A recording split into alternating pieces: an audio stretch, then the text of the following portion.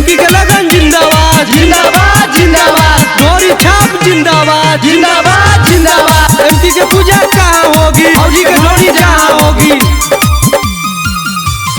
MP के लगन जिंदाबाद जिंदाबाद जिंदाबाद, ढोरी छाप जिंदाबाद जिंदाबाद जिंदाबाद, पिया बारे बारा कैसे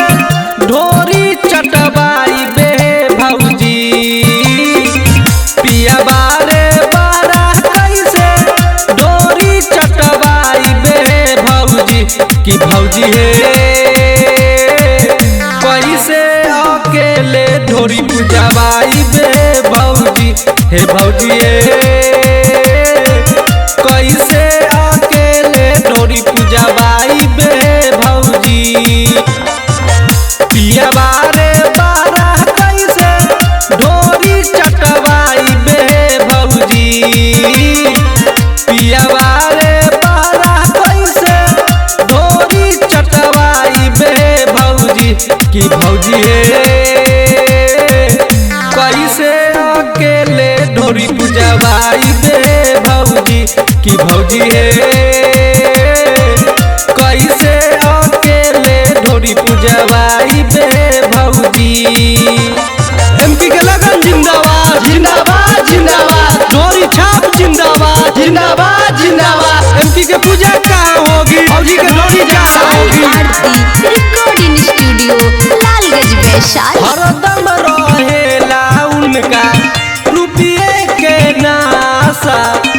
कहिए से लागल रहे ढोरिए के आशा, ढोरी छाप जिंदाबाद जिंदाबाद जिंदाबाद,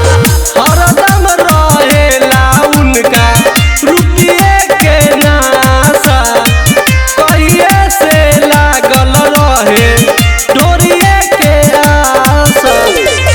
वीडियो तो कॉल पर कॉले ढोरिया देखवाई बे भौजी, वीडियो तो कॉल पर कॉले ढोरिया देखवाई बे भौजी की भौजी कैसे अकेले ढोरी चटवाई बे भौजी की भौजी कैसे अकेले ढोरी चटवाई बे भौजी। एमपी के लगन जिंदाबाद जिंदाबाद जिंदाबाद, ढोरी छाप जिंदाबाद जिंदाबाद जिंदाबाद, एमपी के पूजा कहाँ होगी, फौजी के ढोरी जहाँ होगी। आरती रिकॉर्डिंग स्टूडियो लालगंज वैशाली। सोचल पालान पियावा फेल कैले सारा,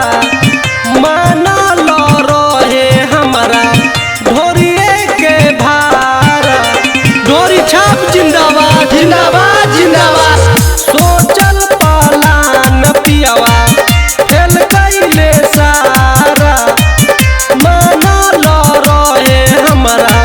ढोरिए के भारा, अब नाही ढोरिया पर अपना चटनी चटवाई बे भौजी, अब नाही ढोरिया पर अपना चटनी चटवाई बे भौजी की भौजी कैसे अकेला ढोरी पूजवाई बे भौजी की भौजी